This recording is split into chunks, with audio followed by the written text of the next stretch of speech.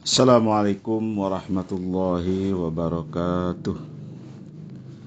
Alhamdulillah rabbil alamin, wassalatu wassalamu ala asyrafil mursalin Sayyidina Muhammadin wa ala alihi wa sahbihi ajma'in. Amma ba'du. Saudara-saudara sekalian, ibadah puasa dimaksudkan sebagai sarana pelatihan rohaniah. Sarana pelatihan rohaniah untuk mencapai derajat ketakwaan. La'allakum tattaqun di ayat 183 Al-Baqarah.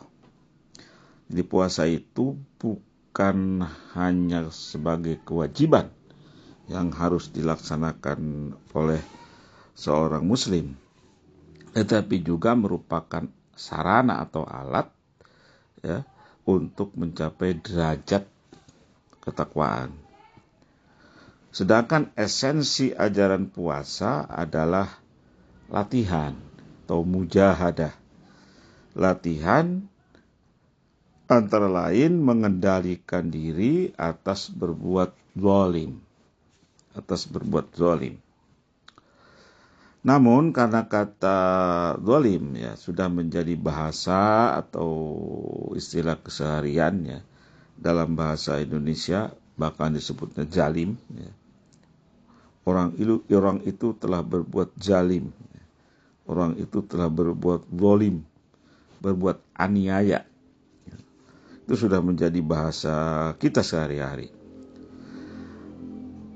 Sebenarnya makna yang terkadang makna yang sesungguhnya justru sering dikaburkan.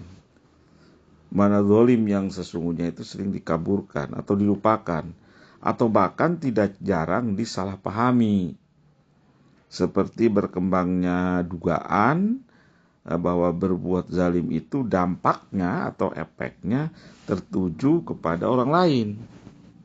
Itu dugaan umumnya orang kan gitu, perbuatan zalim itu efeknya kepada orang lain. Padahal pengertian zalim juga pada hakikatnya menunjuk pada seluruh perbuatan dosa yang sebenarnya dampak atau efeknya justru akan kembali kepada dirinya sendiri. Seperti halnya umumnya dosa itu berakibat kepada dirinya sendiri. Nanti pada saatnya pada renungan keberapa nanti akan ada khusus membahas dampak dari dosa yang akan dialami oleh si pendosa di dunia ini. Kata zalim dalam bahasa Arab secara kebahasaan diturunkan dari kata zalama, fi'lul madi, zalama yadlimu zulman. Ya, itu isim masdar. Kemudian menjadi zulm ya, jadi zalama yadlimu zulm yang artinya gelap.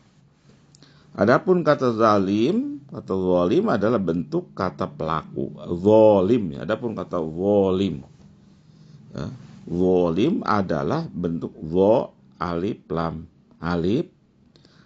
dan mim adalah bentuk kata pelaku atau isim fa'il dari kata zalama. Jadi zalama yadlimu zulman fahuwa zalimun. Begitu itu kalau dikaji di pesantren. Zalimun itu kata pelaku dari kata zalama. Artinya orang yang melakukan kezaliman. Dari pengertian generik ya, zalim yang berarti gelap, kata zulm menjadi lawan dari nur. Ya, zul adalah lawan dari nur atau cahaya. Zulm itu gelap, nur itu artinya cahaya yang berarti terang. Pengertian yang demikian itu sesungguhnya erat kaitannya dengan sumber kezaliman itu sendiri, yakni hati yang tidak lagi memiliki nurani atau hati yang gelap. Hati yang zulm, hati yang gelap berarti hati yang tidak memiliki nurani atau hati yang tidak memiliki cahaya. Dikatakan hati yang gelap Jadi hati yang zalim adalah artinya hati yang gelap. Dikatakan hati yang gelap karena hati tersebut sudah tidak lagi mampu membedakan antara baik dan buruk atau benar dan salah. Hati yang zalim, artinya hati yang gelap itu adalah hati yang sudah tidak lagi bisa membedakan mana yang baik dan mana yang buruk, mana yang salah dan mana yang benar dan mana yang salah. Sejalan dengan pemahaman itu, dalam sebuah kasus, dalam sebuah hadis ini diceritakan bahwa salah seorang sahabat datang menghadap Rasulullah Shallallahu Alaihi Wasallam untuk mendapatkan nasihat. Dia berharap kepada Rasul akan menasihati dia panjang lebar. Akan tetapi alangkah terkejutnya sahabat tadi ketika ternyata Rasulullah hanya menasihati dia dengan sebuah ucapan yang sangat simpel, yang sangat singkat saja. Rasulullah hanya menasihatkan istafti qalbak, kata Kanjeng Rasul, yang artinya istafti qalbak artinya mintalah nasihat atau petunjuk dari hati nuranimu. Dari kasus tersebut kemudian dapat disimpulkan bahwa hati nurani sesungguhnya merupakan sumber petunjuk kebenaran bagi setiap manusia. Ya. Jadi hati nurani itu merupakan sumber petunjuk kebenaran bagi setiap manusia. Dan manusia yang dengan sendirinya berbekal bimbingan hati nurani akan dapat terkendalikan dan terjaga dari segala perbuatan zalim. Saudara-saudara sekalian, kecenderungan hati nurani adalah mencari kebenaran. Kemudian dorongan halus kepada kebenaran tersebut lebih populer dengan istilah dorongan asal, ya, atau kerinduan asali, yakni kerinduan untuk selalu menyembah zat yang menurutnya lebih tinggi. Namun begitu perlu diingat bahwa pada sisi lain, manusia juga diciptakan dalam kondisi yang dhaif, ya, kondisi yang lemah.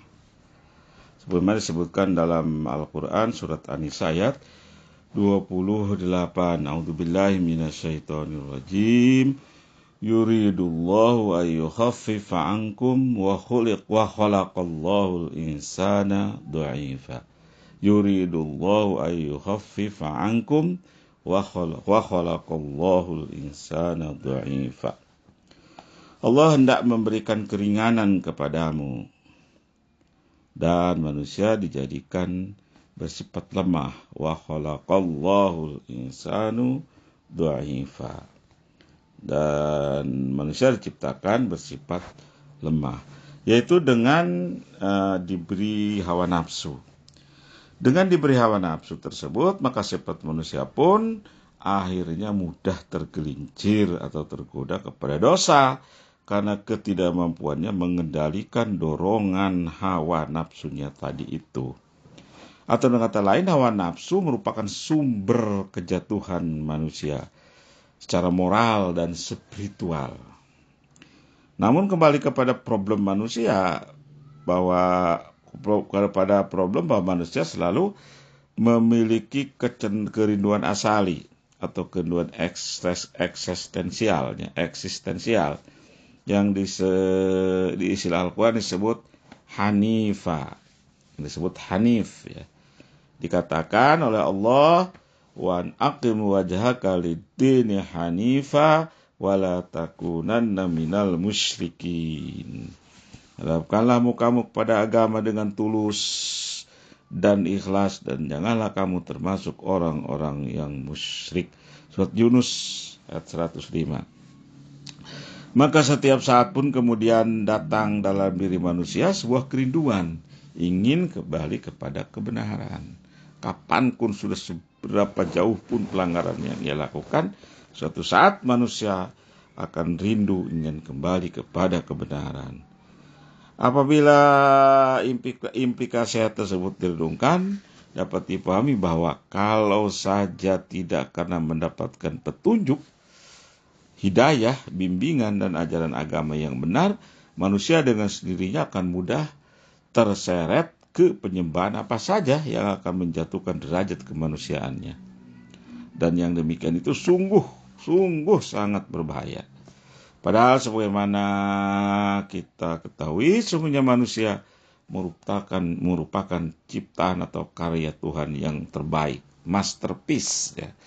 Karya yang terbaik sebagaimana nyatakan dalam Al-Quran. Laqad khalaqnal insana fi ahsani taqwim. Firman Allah, sungguhnya kami, maksudnya Allah, telah menciptakan manusia dalam bentuk yang sebaik-baiknya. Itu surat At-Tin ayat 4.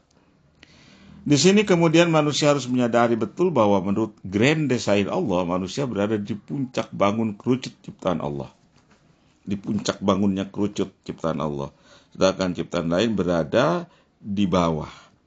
Dengan sendirinya manusia harus mampu memandang ciptaan lain sebagai hal yang nisbi, yang relatif. Dan hanya Allah Subhanahu wa Ta'ala yang layak dan patut disembah.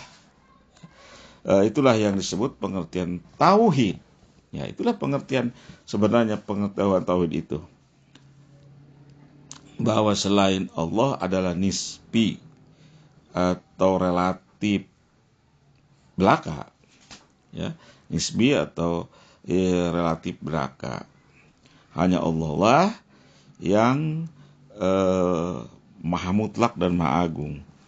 Oleh karena itu hanya Allah lah yang patut disembah. Dalam bulan puasa dengan berbagai latihan rohaniahnya, dengan mujahadahnya, orang beriman diharapkan akan dapat melepaskan diri dari belenggu penyembahan kepada hal-hal selain Allah, serta mampu menemukan kembali harkat kemanusiaannya sebagai makhluk atau ciptaan Allah Subhanahu wa Ta'ala yang terbaik. Adapun problem belenggu kemanusiaan yang dapat memalingkan manusia dari Allah Subhanahu wa Ta'ala terkadang dapat berbentuk nafsu tak terkendalikan kepada cinta materi. Seperti cinta kepada rumah mewah, mobil mewah, tanah, istri, dan anak. Yang kalau saja seorang melakukan penyembahan kepada hal-hal yang bersifat materi tersebut, dengan sendirinya sebenarnya ia sudah terjerumus ke perilaku syirik. Seperti ini mengindikasikan betapa manusia karena belenggu kecintaan kepada hal-hal yang bersifat materi tersebut, tanpa disadari menjadikan materi sebagai sesembahannya. Namun juga jangan disalahpahami bahwa tidaklah benar bahwa bila kita harus hidup sesuai dengan ajaran Islam, maka kita harus pula menghindari atau menjauhkan diri hal-hal yang berbau keduniaan atau materi. Itu keliru, itu salah, anggapan tersebut salah. Dunia dan materi dalam Islam dipandang sebagai hal yang positif. Seperti disebutkan dalam Al-Quran, Allah berfirman, Alam taro anna Allah khalaqas samawati wal arda bil haqq. Kamu perhatikan bahwa sungguhnya Allah telah menciptakan langit dan bumi dengan hak. Surat Ibrahim ayat 19. Bahwa bumi dan langit beserta isinya semua diciptakan untuk kepentingan manusia dalam beribadah menyembah Allah. Islam melihat alam semesta ini dengan konsep penilaian positif, ya, dengan konsep penilaian positif, dipenuhi dengan nilai-nilai positif, maksudnya dipenuhi dengan nilai-nilai positif bagi kehidupan dan kelestarian manusia itu sendiri.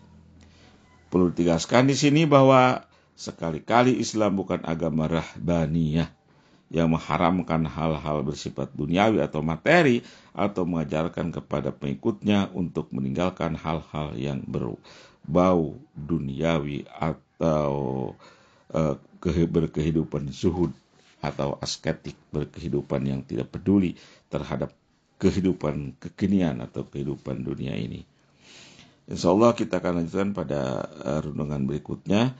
Allah a'lam bishawab, wallahul muwaffiq ila aqwamit thoriq. Wassalamualaikum warahmatullahi wabarakatuh.